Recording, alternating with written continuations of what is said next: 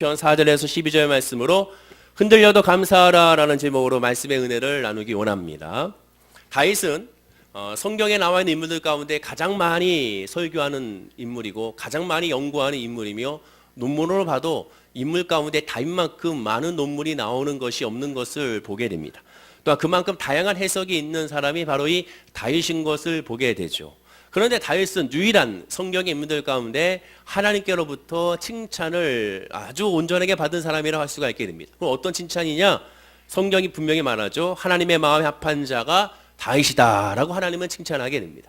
하나님은 그 마음의 중심을 보신다고 하셨는데 그 마음의 중심에 내 마음이 합하다고 한 유일한 사람이 바로 이 다윗인 것을 알 수가 있게 되는 것이죠. 즉 다윗만큼 하나님께 칭찬받는 사람이 없고 다윗만큼 하나님 앞에 복받는 사람이 없는 것을 우리가 보게 됩니다. 자, 그러나 다윗이 지은 시편들을 살펴보게 되면 다윗은 우리가 똑같은 사람인 것을 알게 됩니다. 대단한 믿음으로 말미암아 흔들리지 아니하고 전혀 문제가 없는 사람이 아니라 오히려 우리보다 더 악한 존재가 다윗이었고 우리보다 더 어려운 존재가 다윗이었고 더 많은 배반과 배신을 받았던 사람이 다윗이었고 그 배반과 배신이 가족뿐만 아니라 그의 사랑하는 직인들을 통하여 이루어지고 심지어 부하를 통하여 자기가 구원해 줬던 사람을 통하여 배반과 배신을 당한 사람이 다윗인 것을 보게 됩니다. 즉 다윗도 우리와 똑같은 믿음의 실패를 수없이 겪은 인물이 바로 이 다윗이라는 것을 알게 되는 것이죠. 사실상 성경에 나와 있는 인물들 하나하나를 따져보게 되면 즉 믿음의 조상이라 할 수 있는 아브라함도 믿음의 지도자라고 할 수 있는 모세도 또한 영적 전투의 지도자라고 할 수 있는 그런 엘리야 선지자도 모두가 다 마찬가지였습니다. 모두가 다 부족했고 모두가 시련 가운데 있었고 역경 가운데 있었고 믿음으로 좌절도 했고 엘리야 선지자 같이 차라리 나를 죽여달라 했을 정도의 사람이었음을 우리가 발견할 수가 있게 되죠. 즉 엘리야를 통하여 우리가 아는 것처럼 우리와 똑같은 성정을 가진 사람이라고 말하는 것처럼 우리와 크게 다를 바가 없는 그러한 인간인 것을 우리가 성경을 통하여 확인할 수가 있게 됩니다. 자, 그런데 그 중에서도 다윗은 유일하게 하나님께로부터 내 마음에 합한 자라는 칭찬을 받았는데 그 이유가 무엇일까 굉장히 궁금하지 않을 수가 없게 됩니다. 그런데 다윗의 고백을 살펴보게 되면 즉 다윗의 시편을 살펴보게 되면 다윗의 시편을 통하여 우리가 그 놀라운 흥미로운 점을 발견할 수가 있게 되고 다른 점을 발견할 수가 있게 됩니다. 그래서 다윗이 하나님의 마음에 합하다고 하나님께서 말씀하셨구나라는 것을 우리가 깨달을 수가 있게 되는 것이죠. 그것이 바로 오늘 본문에도 나옵니다. 우리 본문 말씀 6절 말씀을 다 함께 한번 읽어보겠습니다. 자, 6절입니다. 시작. 내가 형통할 때 말하기를 영원히 흔들리지 아니하리로다 하였도다. 형통할 때 여호와 하나님을 찬양하며 영원히 흔들리지 아니할 것이라고 다윗이 고백하고 있습니다. 여러분 일반적인 상식적으로 한번 생각해 보십시오. 이 다윗의 이 고백이 우리의 일반적인 믿음의 상식과는 반대되는 고백을 하고 있음을 보게 됩니다. 왜냐하면 일반적인 신앙의 사람들은 이렇게 고백하기 마련입니다. 역경을 이기고 질병을 이기고 아픔을 이기고 환난을 이겼을 때 더 이상 이런 문제가 나에게 오지 않을 것을 고백하고 기대합니다. 즉 내게 질병이 다가왔으나 나는 흔들리지 않을 것이다. 내게 환난이 다가왔으나 나는 흔들리지 않을 것이다. 나에게 문제가 다가왔으나 나는 흔들리지 않을 것이다. 보통 이렇게 고백하고 이렇게 결단하죠. 그런데 지금 다윗은요 그렇지 않습니다. 나에게 힘들고 어려운 고난이 다가올 때 내가 흔들리지 않는다라고 고백하는 것이 아니라 내가 형통할 때 나의 믿음은 흔들리지 않는다라고 고백하고 있습니다. 이것이 다르다는 거죠. 그래서 하나님의 마음에 합한 그런 칭찬을 받을 수밖에 없게 된 것입니다. 그럼 왜 그럴까요? 성경의 말씀은 잘 묵상해야 됩니다. 성경의 말씀, 하나님의 말씀, 성령의 감동으로 기록한 말씀이기 때문에 세상적인 학문의 말씀과는 달라요. 그래서 하나님의 말씀은 하나하나 그 말씀을 이 말씀 왜 이 말씀 하셨는지 왜 이 부분에 이 말씀이 들어갔는지를 늘 묵상하고 하나님의 지혜를 구하고 성령을 통하여 조명을 받아야 되는 겁니다. 자, 그러면 우리 본문 7절 말씀을 한번 읽어보겠습니다. 다 함께 우리 화면과 함께 읽어보겠습니다. 시작. 여호와여 주의 은혜로 나를 상같이 굳게 세우셨더니 주의 얼굴 가리심에 내가 근심하였나이다. 이어지는 말씀입니다. 공동번역으로 읽어드리면 나를 어여삐 여기시고 산 위에 든든히 세우셨던 야훼께서 얼굴을 돌리셨을 때에는 두렵기만 하였사옵나이다 라고 고백합니다. 6절과 7절을 따로 구분하여 한 말씀이 아닙니다. 연결된 말씀입니다. 이어지는 말씀입니다. 그래서 이어서 6절과 7절을 공동번역 성경을 읽어드리면 마음 편히 지내면서 스스로 말하기를 이제는 절대로 안심이다 하였는데 나를 어렵게 여기시고 산 위에 든든히 세워주셨던 야훼께서 얼굴을 돌리셨을 때에는 두렵기만 하였사옵나이다 라고 고백합니다. 지금 다윗이 두렵다고 말합니다. 그 두려움이 이유가 무엇입니까? 문제가 다가와서 질병 때문에 아닙니다. 어려움이 다가와서 사람의 관계 때문에도 아니에요. 그가 얘기하고 있는 다윗의 근심은요, 문제나 환경의 어려움이 아닌, 즉 이 세상 것이 아닙니다. 이 세상 중심이 아니에요. 이 세상으로 다가오는 어떤 환난과 역경이 아닙니다. 다윗의 근심은 오직 하나님입니다. 하나님의 얼굴을 자기에게 가리고 있는 그것을 발견했을 때 그로 말미암아 그가 두려워했고 근심했다라고 말하면 그 두려움은 죽을 것 같은 두려움을 의미합니다. 오늘 보게 되면 죽을 것 같은 두려움이에요. 그냥 극심한 두려움을 의미하게 되는 겁니다. 세상의 환경이 아닙니다. 하나님의 얼굴을 돌이켰다는 것은 무엇입니까? 은혜를 못 받았다는 거예요. 하나님의 사랑을 깨닫지 못하고 내가 하나님께 간절히 부르짖지 못하고 내가 하나님 앞에 온전히 서지 못하는 것에 대한 두려움이 다윗에게 있었습니다. 삶이 형통한데 왜 근심합니까? 라고 반문할 수가 있어요. 아무런 문제가 없는데 왜 근심합니까? 라고 생각할 수가 있습니다. 그것이 바로 믿음으로 바라보느냐 세상으로 바라보느냐의 차이점입니다. 진짜 예수 그리스도의 믿음 안에 있는 사람이라면 믿음에 있는 사람의 근심은 어디에 있어야 됩니까? 그 중심이 하나님 중심으로서 근심이 뻗어나가야 되는 것이지 세상 중심으로 말미암아 근심이 돌아오는 것이 아닙니다. 진짜 근심해야 될 것은 이 세상 것이 아니라 하나님과의 관계입니다. 정말 심각할 때가 언제냐? 지금 이 순간 하나님의 앞에 내가 있는데도 불구하고 하나님을 향한 간절함이 없다면 여러분 그것이 심각해야 되는 거예요. 내가 이 주일 3부 예배에 나와 예배 드리고 있는데 하나님을 향한 간절함이 없고 말씀에 대한 간절함이 없고 기도할 때 정말 신령과 진정으로 간절함에 기도함이 없고 하나님의 찬양하는데 내 영을 다하여 하나님을 찬양하지 못하는 거 이것이 진짜 안타까운 거고 이것이 정말 두려워해야 되는 겁니다. 예배 드릴 때 다른 책을 보고 또한 주보에다가 낙서를 하고 또한 다른 생각을 하고 또한 왔다 갔다 하고 이런 것에 대해서 먼저 근심을 가져야 되고 두려워해야 되는 거예요. 남들 기도할 때 기도하지 아니하고 가만히 있는 거, 남들 찬양할 때 찬양하지 아니하고 가만히 있는 거, 나하고 상관이 없다고 생각하는 거 이것을 두려워해야 되는 겁니다. 이것을 더 안타까워 여겨야 되는 겁니다.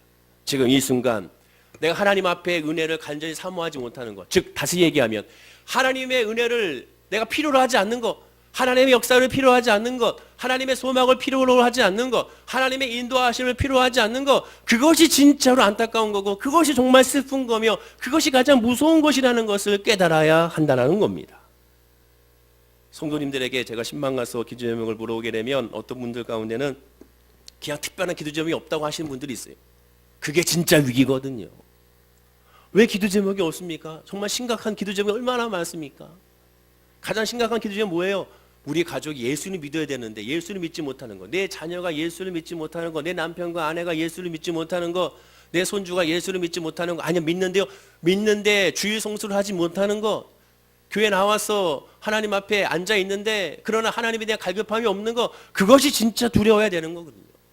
저도 개인적으로 제 아들과 딸이 예수를 믿지 않을까 봐가 두렵습니다. 성적이 떨어지는 것보다 건강 때보다 그거보다 더 두려운 것은 예수를 부르지 않을까 봐, 하나님을 향한 갈급함이 없을까 봐, 모태신앙이기 때문에 그냥 습관적으로 종교성으로 신앙생활할까 봐 그것이 두려운 거예요. 정말로 예수를, 내가 만난 예수를, 내가 만난 성령의 충만한 은혜의 변화를 우리 사랑하는 아들과 딸이 만나야 되는데 그걸 놓고 기도하는 겁니다. 아버지 하나님이여, 성년이와 서연이가 예수를 만나게 하옵소서, 오래 만나게 하옵소서, 제발 만나게 하옵소서라고 구하고 간 겁니다. 그러나 그것은 강제가 되는 것이 아니니까 그러니까 더 간절히 구할 수밖에 없는 거예요. 강제로 억지로 학원에 보내서 성적이 오르면 그런 식으로 믿음이 올라가면 얼마나 좋겠습니까? 그러나 믿음은 반발력이 있습니다.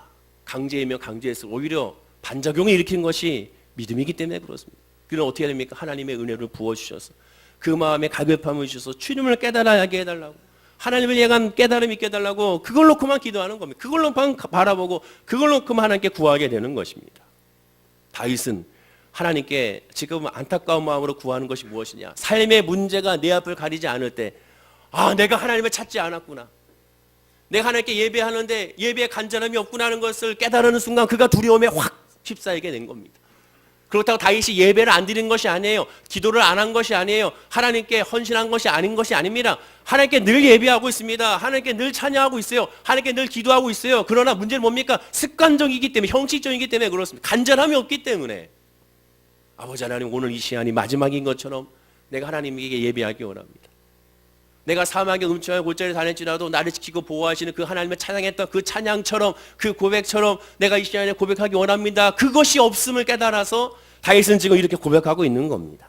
예전과 같은 하나님을 향한 간절함. 사도 바울도 같은 근심을 했습니다. 고린도후서 11장 28절입니다. 자, 다 함께 한번 화면과 함께 읽어보겠습니다. 시작. 이외에는 고사하고 아직도 날마다 내 속에 눌리는 일이 있으니 곧 모든 교회를 위하여 염려하는 것이라. 이게 무슨 말일까요? 그 앞절을 봐야죠. 사도 바울이 염려하는 것은 바로 이 말씀의 6구절, 즉 23절에서 27절까지의 그것을 열거하고 있습니다.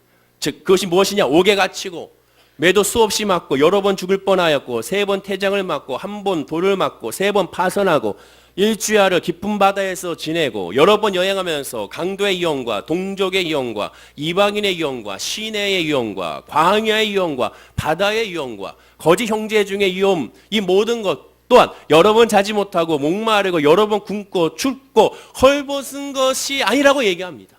지금 내게 근심되는 것 이 모든 것이 아니다. 그런 일들이 나에게 있었으나 나의 근심은 이것이 아니다. 나의 근심은 무엇이냐? 바로 교회를 위한 것이다. 뭡니까? 고린도 교회가 세워졌는데 이단 사설로 말미암아 주님을 부르짖지 아니하고 예배는 드리고 기도하고 찬양을 하고 있고 봉사하고 있으나 예수를 부르짖지 아니하고 믿음으로 나아가지 아니하는 모습에 너무 안타까워서 나의 근심은 이것이다라고 고백하게 되는 겁니다. 이것이 예수님의 마음이죠. 복음 안에 있으면 사람을 바라볼 때 그 사람이 이 세상적인 것이 없어서 불쌍한 것이 아니라 예수를 알지 못해서 불쌍한 겁니다. 예수님께서 그렇게 산상수훈을 통하여 기적을 통하여 예수님께서 이 땅에 오셔서 하나님의 말씀을 선포했습니다. 그런데 그 놀라운 기적을 보고도 그 놀라운 하나님의 권능의 말씀을 듣고도 바리새인들은 또한 서기관들과 율법사들은 예수님의 말씀을 듣고도 그것으로 말미암아 회개하지 아니하고 주님을 발견하지 못하고 여전히 어떻게 하면 저 예수를 죽일까만 생각하는 모습을 통하여 예수님을 한탄하시고 안타까워하시고 마지막까지도 주여 저들을 용서하여 주옵소서 저들이 하는 짓을 알지 못합니다라고 그들의 영을 놓고만 구하고 간구하는 것을 보게 되는 겁니다. 오늘 추수감사 주일이잖아요. 아까 서두에 말씀드린 것처럼 추수감사 주일의 핵심이 뭐가 되어야 되느냐? 우리가 방금 넓은들의 익은 곡식 찬양을 불렀죠. 성경의 핵심은 바로 뭡니까? 추수감사의 핵심은 영적인 추수가 먼저입니다. 먼저 내 영이 이 올 한 해 지내오면서 하나님의 은혜를 얼마나 내가 그 은혜 가운데 있었고 하나님의 관계 가운데 얼마나 그 은혜와 사랑 가운데 있었는지를 한번 점검해 보는 시간이 바로 이 추수감사예요. 영적으로 얼마나 내가 추수를 하고 거둬들였는가, 말씀의 말씀을 내가 얼마나 거둬들였는가, 하나님의 은혜를 얼마나 거둬들였는가, 하나님의 사랑을 얼마나 거둬들였느냐, 그것이 집중해야 되는 겁니다. 지금 여기 보이는 이런 과일이 집중되는 것이 먼저 내 영이 얼마나 이렇게 과일처럼 많이 하나님 앞에 하나님 나는 이런 은혜를 하나님께 받았습니다. 나는 이러한 열매를 하나님께 받았습니다. 나는 이러한 하나님의 사랑을 받았습니다. 너무나도 감사합니다 하고 하나님께 고백을 해야 되는 겁니다. 이것이 추수감사입니다. 넓은 들의 이곳식하고 말하면서 뭐라고 얘기합니까? 찬양이 계속 핵심이 추수와 일꾼이 없다고 얘기하지 않습니까? 복음 안에 있고 말씀 안에 있으면 하나님의 사랑 안에 있으면 어떻게 됩니까? 눈에 보이는 것이 아니라 하나님의 마음을 가지고 내 주변 사람들에게 예수를 알지 못하는 사람에 대한 간절함과 안타까움이 있는 거예요. 저도 마찬가지입니다. 믿음 안에 있는 사람은요, 주의 종이 바라보는 시선은 저분이 교회 나왔는데 지금 저 자리에 앉아있는데 아버지 하나님 근데 왜 하나님의 말씀을 듣지 않고 딴 거 하고 있습니다. 안타깝습니다. 아버지는 예수를 만나게 하옵소서. 지금 저 자리에 앉아서 이 말씀을 듣고 있는데 찬양을 하고는 이 찬양 시간에 아버지 하나님이여 주보에다가 다른 거 하고 있습니다. 그림을 그리고 있습니다. 아버지 하나님 지금 말씀을 봐야 되는데 이 말씀 보지 않고 다른 말씀을 보고 있습니다. 아버지는 지금 말씀을 봐야 되는데 말씀을 들어야 되는데 주님을 바라봐야 되는데 다른 걸 하고 있습니다. 그것이 안타까운 거예요. 그것이 불쌍한 거고 그것이 슬픈 겁니다. 복음 안에 있다면 하나님 말씀 안에 있다면 거기에 집중해야 되는 겁니다. 내 사랑하는 가족들이 아프다고요. 물론 아픈 거 슬프죠. 그런데 더 안타까운 건 뭡니까? 아픈데 예수를 부르짖지 않아요. 직장에 어려움이 있고 사업에 어려움이 있는데도 예수를 부르짖지 않아요. 그것이 진짜 슬픈 겁니다. 그것이 너무 안타까워야 되는 겁니다. 왜? 살아계신 하나님이 전능하신 하나님이라는 것을 믿는다면 어찌 하나님 앞에 엎드리지 않을 수가 있습니까? 예수님만이 나의 치료자고, 예수님만이 나의 능력자고, 예수님만이 나의 해결이고, 예수님만이 나의 모든 열쇠라면 주님 앞에 어찌 엎드리고 기도하지 않을 수가 있겠습니까? 내 위암을 치료하는 의사가 지금 서울대학병원에 최고의 권위자가 있다고 하면 그 의사에게 다 찾아가잖아요. 무슨 방법을 쓰더라도, 어떤 인맥을 동원하더라도, 지금 예약하면 3개월 있어야 진료받았습니다 하면 어떤 방법을 동원해서라도 연결하고 병원장을 연결해가지고 3개월 뒤에 진료받는 것이 땡겨서 그 사이에 어떻게 비집고 들어가서 그 의사를 만나려고 하지 않습니까?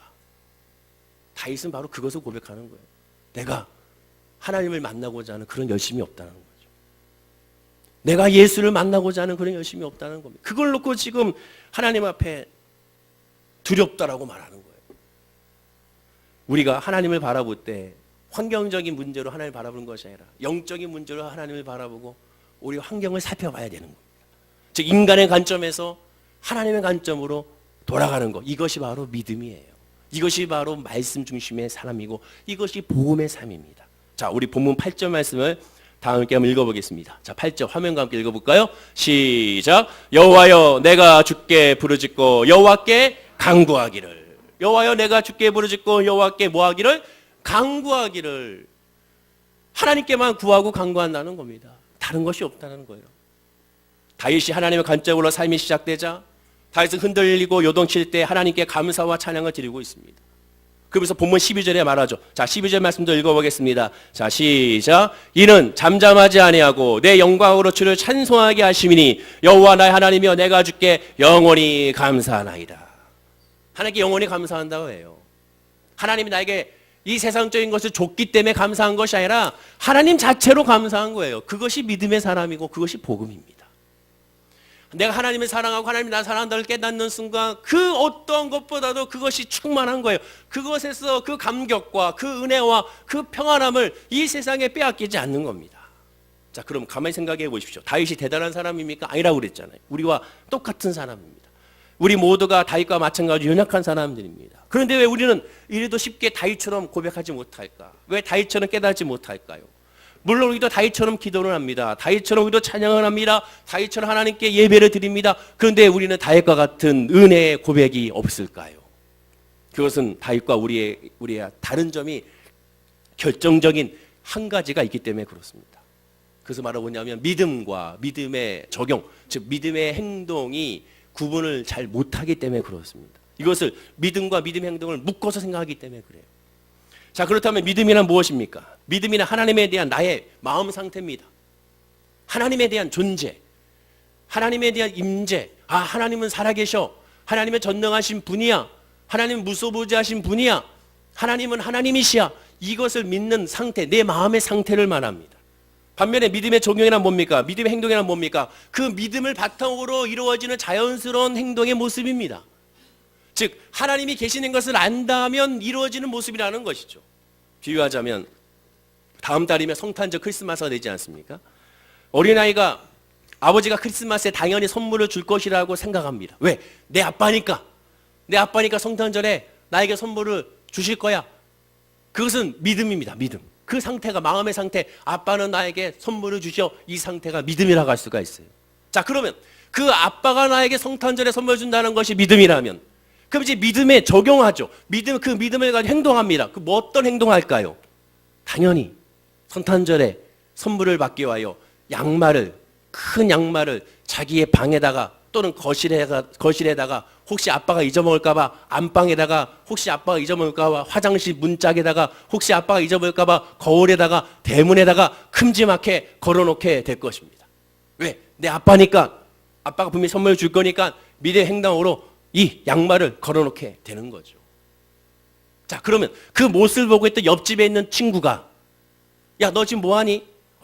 우리 아빠가 나한테 성탄절에 선물을 주셔. 그래서 내가 선물 받기 위해서 이 양말을 지금 이렇게 걸어놓는 거야. 여기도 걸어놓고 저기도 걸어놓고 이렇게 걸어놓고 그래? 그럼 나도 선물 받아야지. 그래서 자기도 그 친구도 그 얘기 듣고 자기 집에 들어가서 자기 방에다가 이 양말 걸어놓고 또 여기다 걸어놓고 열심히 그것도 야 기왕 양말 걸어놓은 거 좀 질긴 걸로 걸어놓자 가죽으로 걸어놓고 기왕 양말 걸어놓은 거 큼직한 걸로 걸어놓자 기왕이면 아빠가 알 수 있도록 소인하는 걸로 걸어놓자 여러 가지 다양한 그것을 행동을 가지고 양말을 준비해서 막 걸어놓게 되는 겁니다. 자 그럼 생각해 보세요.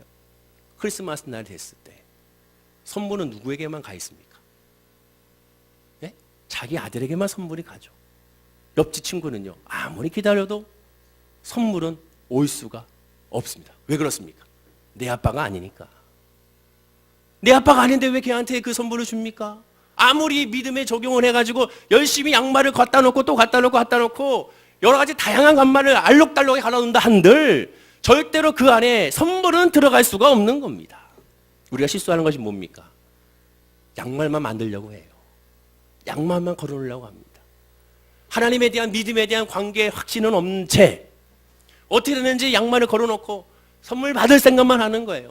내 아빠인가 내 아버지인가 삼촌인가 아저씨인가는 상관이 없어요. 준다니까 일단 열심히 만들어 놓는 겁니다. 준다니까 열심히 준비를 하는 거예요. 그리고 나서 선물이 없으니까 하나님 이럴 수 있습니까? 아버지 이럴 수 있습니까?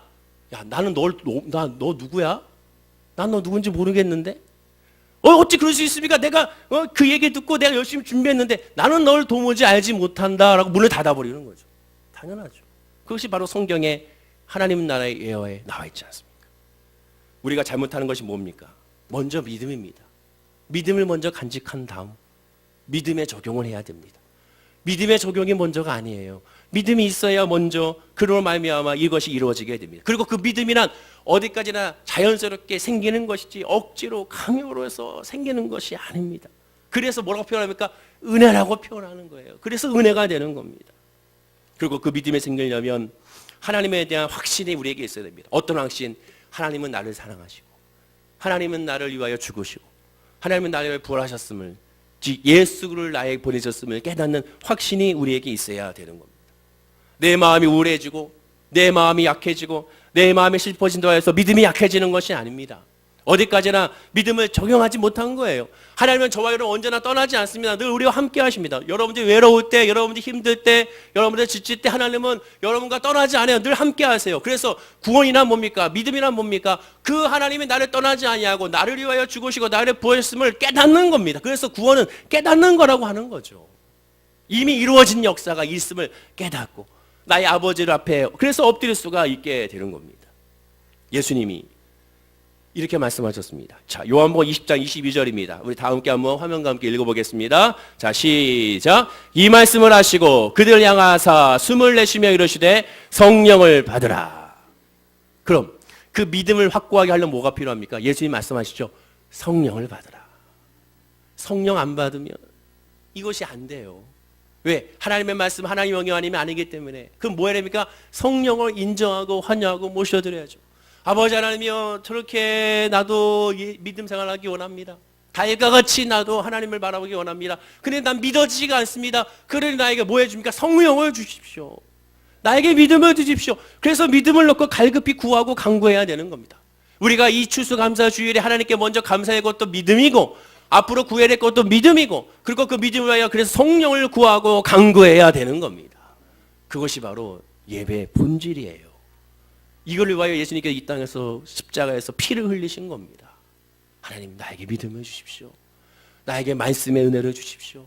나에게 찬송의 은혜를 주십시오. 정말 살아계신 하나님이 나의 하나님인 것을 알게 하옵소서. 내가 교회 나온 지 도대체 몇 년입니까? 그런데도 불구하고 여전히 제자리지 않습니까? 이제는 이런 거 싫습니다. 정말 내가 믿음을 나에 가질 수 있도록 살아계신 하나님이 하나님이라는 걸 알 수 있도록 나에게 믿음을 달라고 하면 구해보십시오. 그 구하는 자에게 부르짖는 자에게 상한 마음으로 하나님을 구하는 자를 하나님 외변치 아니하고 반드시 성령을 주신다고 약속하셨습니다. 그러므로 믿음을 놓고 구해야 됩니다. 그 믿음 안에 있을 때 우리는 자유하게 되는 거예요. 본 시편에서 다윗의 마음이 어떻게 변했습니까? 현실적으로 힘든 일은 계속 겹쳤어요. 예수 믿고 나서 힘든 일이 사라지는 것이 아닙니다. 계속 와요. 오늘 또 오고 내일도 오고 계속 다음 주도 오고 또 내년에도 계속 오게 될 겁니다. 절대로 힘들고 어려운 일이 피해가지 않아요. 당연히 오게 되어 있어요. 그러나 우리는 뭐가 바뀌는 겁니까? 믿음으로 있기 때문에 우리의 시선이 달라지는 거예요. 어떤 시선? 하나님의 늘 우리와 함께 하신다는 시선이 늘 우리가 머물고 있는 겁니다. 이제 나 혼자 있는 줄 알았어요. 나 혼자 아픈 줄 알았어요. 나 혼자 지친 줄 알았어요. 나만 고난당한 줄 알았어요. 그러나 하나님이 함께 하심을 깨달아서 함께 하신 하나님으로 말미암아 위로받고 거기서 승리하고 평안함을 누리게 되는 겁니다. 즉 하나님은 여전히 변함이 없다는 것을 깨닫게 되는 거예요. 다윗이 그것을 알고 그것으로 말미암아 그의 마음이 바뀐 겁니다. 그렇습니다. 하나님은 늘 그 자리에 계세요. 문제는 뭐고 항상 우리죠. 하나님은 우리에게 은혜를 주시기 원하시고 복을 주시기 원하시고 또 소망 주시기 원하시고 기쁨 주시기 원하십니다. 근데 문제는 우리가 늘 어쩔 때는 은혜 받은 것 같다가 어쩔 때는 아닌 것 같다가 우리가 늘 들락날락하는 거죠. 하나님은 늘 그 자리에 계시다는 것을 깨닫는 겁니다. 그것이 바로 성령 충만이에요. 성령 충만이 뭐 총나하라 칼나하라 뭐 방언으로 뭐 터지고 하는 것 그런 신령한 그것이 먼저가 아니라 하나님은 늘 나와 함께 하신다는 것에서 흔들리지 않는 것이 성령의 충만함입니다. 옆에 분에게 인사하겠습니다. 하나님은 당신과 늘 함께 하십니다. 인사하시기 바랍니다. 다윗은 영원히 흔들리지 않을 것이라고 자신했었습니다. 그러나 힘든 일이 생기자 근심과 슬픔이 따라왔어요. 왜? 성령의 충만함에 거하지 못했기 때문에. 그리고 나서 하나님을 바라보고 하나님께 구하자 그가 마지막 고백합니다. 주께 영영이 감사이르다 라고 고백하게 됩니다. 흔들리고 요동치는 것은 다윗의 마음이지 하나님이 아니었습니다. 우리가 이 추수감사절에 그거를 놓고 구해야 됩니다. 하나님 올 한 해 하나님의 은혜가 무엇이는지 내가 깨닫기 원하며 그리고 그걸 감사하기 원합니다. 하나님께서 이 세상에 주신 것을 감사하기보다 먼저 하나님을 감사하기 원합니다. 먼저 야훼를 감사하기 원합니다. 그리고 하나님의 감사함으로 말미암아 하나님께서 주신 것을 감사하게 해달라고 기도하는 저와 여러분이 되어야 되는 겁니다. 먼저 하나님을 감사하지 못하면 어떻게 됩니까? 주신 것만 감사하게 되면 우리가 추수할 때 모든 열매를 제대로 맺힐 수 있나요? 어쩔 때 농사가 잘 될 때도 있고 어쩔 때는 안 될 때가 있습니다. 사업하신 분들은 작년보다 올해가 매출이 더 떨어질 수가 있습니다. 그럼 작년보다 올해에 비해 하나님 이게 뭡니까? 이게 매출이 이렇게 떨어지면 됩니까? 내가 하나님께 드린 게 얼만데 이게 너무하지 않습니까? 이게 바로 세상적인 방법의 모습이죠. 그러나 하나님을 바라본 사람은 모든 것에 감사하게 됩니다. 은혜에 감사하게. 오늘 기도하신 우리 유세모 목사님, 우리 집사님처럼 바로 하나님 앞에 그렇게 감사하게 되는 길에도 감사하고 절에도 감사하고 할 수 있는 사람이 될 수가 있게 되는 것이죠. 현실을 볼 때 다윗만큼 믿음이 좋은 성도라도 늘 흔들릴 수밖에 없음을 인정해야 됩니다. 그래서 늘 성령을 바라봐야 되고 예수를 바라봐야 되는 것이죠. 다만 부족한 것은 하나님이 지금 여기 계시고 있다는 믿음의 확신이 부족한 겁니다. 성경에 보면 이러한 것을 잘 나타내주는 예화가 하나 있습니다. 요한복음 11장에 보면 이런 말씀이 있어요. 자, 요한복음 11장 21절 말씀을 다 함께 한번 읽어볼까요? 시작. 마르다가 예수께 여짜오되 주께서 여기 계셨더라면 내 오라비가 죽지 아니하겠나이다. 주께서 여기 계셨더라면 내 오라비 나사로가 죽지 아니하겠나이다. 마르다는 예수님이 여기 계시면 내 오라비가 죽지 않는다는 대한 믿음은 확신을 갖고 있었습니다. 그렇기 때문에 이렇게 고백한 거죠. 즉 그 얘기 뭡니까? 주님이 여기 계시지 않았기 때문에 내 나사로가 죽었다는 거예요. 그의 동생 마리아도 똑같이 말합니다. 요한복음 11장 32절입니다. 다 함께 읽어보겠습니다. 마리아가 예수 계신 곳에 가서 배웠고 그 발 앞에 엎드려 이르되 주께서 여기 계셨더라면 내 오라비가 죽지 아니하겠나이다 하더라. 주께서 여기 계셨더라면 똑같이 고백합니다. 주께서 여기 계셨더라면 주께서 여기 계셨더라면. 근데 중요한 건 뭡니까? 예수님이 지금 여기에 계시지 않습니까? 마르다와 마리아 앞에 계시지 않습니까? 그러면 정말 주님이 계시면 응답이 되고 주님이 계시면 치료가 되고 주님이 계시면 해결된다는 것을 정말 믿는다면 주님이 여기 계시니까 주님이 여기 계시니 내 나사로가 살아날 줄로 믿습니다라는 고백을 해야 되지 않겠습니까? 그러나 그들은 그렇게 고백하지 못했습니다. 원망과 탄식만 했습니다. 왜 그랬습니까? 자기 믿음으로 예수를 믿었기 때문에 그렇습니다. 정말 살아계신 하나님 믿는 것이 아니라 자기의 믿음과 자기의 경험으로 예수를 믿었기 때문에 그렇습니다. 우리도 마찬가지입니다. 하나님이 지금 여기 계시다는 것을 확신하고 그것을 확신하는 감사가 진짜 추수 감사 예배 시작이 돼야 되는 겁니다. 어떠한 상황에서 주님이 나와 함께 하셔. 어떠한 어려움에도 주님이 나와 함께 하셔. 주님은 나를 결코 외면치 아니하시고 나와 함께 하길 원하셔. 나를 이끄시길 원하셔. 나에게 복을 주길 원하셔. 나에게 은혜 베풀길 원하셔. 나에게 소망 주길 원하셔. 나에게 좋은 것으로 채워주길 원하셔라는 그런 믿음의 고백이 우리 입술에서 떠나지 않아야 그것이 진짜 하나님 앞에 예배고 기쁨이고 감사가 되는 겁니다. 추수감사 주일입니다. 1년에 단 한 번에 있는 열매의 감사절이 아닙니다. 예수 안에서 우리는 매일이 추수감사절이 돼야 되고 매일매일이 부활절이 돼야 되고 매일매일이 성탄절이 돼야 됩니다. 아, 예수님께서 나를 위해 오셨구나. 사도 바울처럼 예수님께서 날마다 나는 예수님과 함께 죽고 살아간다. 매일 부활절. 그 은혜로 말하면 매일매일이 하나님께 영영이 감사이로다. 추수감사절이 우리의 매일의 심령의 고백이 돼야 되고, 성령 강림 주일도 마찬가지로 1년에 한 번 있는 것이 아니라 매일매일이 성령 강림 주일이 돼야 되는 겁니다. 오늘 본문 11절과 12절 말씀을 읽고 마치려고 합니다. 자, 다 함께 한번 읽어볼까요? 시작. 주께서 나의 슬픔이 변하여 내게 춤이 되게 하시며 나의 베옷을 벗기고 기쁨으로 띠우셨나이다. 이는 잠잠하지 아니하고 내 영광으로 주를 찬송하게 하심이니 여호와 나의 하나님이여 내가 주께 영원히 감사하리로다. 이 다윗의 고백이 저와 여러분의 믿음의 고백이 되기를 간절히 축원을 드립니다. 우리가 해야 될 고백은 하나님 앞에 감사밖에 없습니다. 비록 우리가 생각하는 대로 이루어지지 않아도 하나님께 감사하시죠. 반드시 합력하여 선을 이루어 주십니다. 상상하지 못할 크고 비밀한 역사가 우리에게 임하게 됩니다. 우리가 해야 될 것은 오직 감사밖에 없습니다. 그리고 그 믿음의 감사가 남아있는 것이 아니라 우리 가족에 있게 해달라고 기도하시고, 우리 교회에 있게 해달라고 기도하시고, 이 나라 이민족에 있게 해달라고 같이 기도하고 중보하는 우리 성도님이 되기를 간절히 축원을 드립니다. 기도하겠습니다. 아버지 하나님 감사합니다. 오늘 추수감사 주일에 우리의 믿음을 점검하게 됩니다. 과연 우리는 하나님 앞에 올바로 서 있는지요? 하나님만 바라보고 있는지요? 하나님을 의지하고 있는지요? 주님을 찬양하고 있는지요? 주님만 바라보고 있는지요?